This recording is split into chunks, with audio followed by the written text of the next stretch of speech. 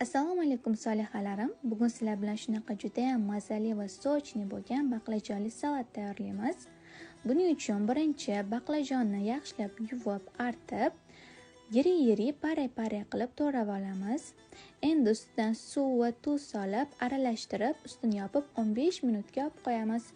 Bu borada pomidor va bodringlarimizni shunaqa mayda pare qilib to'g'rab, ustidan ko'kat va chesnok solib aralashtirishga tayyor qilib olib qo'yamiz.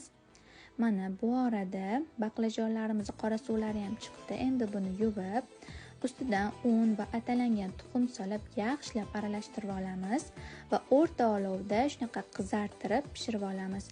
Xuddi KFCga o'xshab pishib chiqadi. Endi buni issig'ida yog'lari bilan salatimizga solib, ustidan tuz va qizil paprika solib yaxshilab aralashtirib dasturxonga tortamiz. Voila, salatimiz tayyor.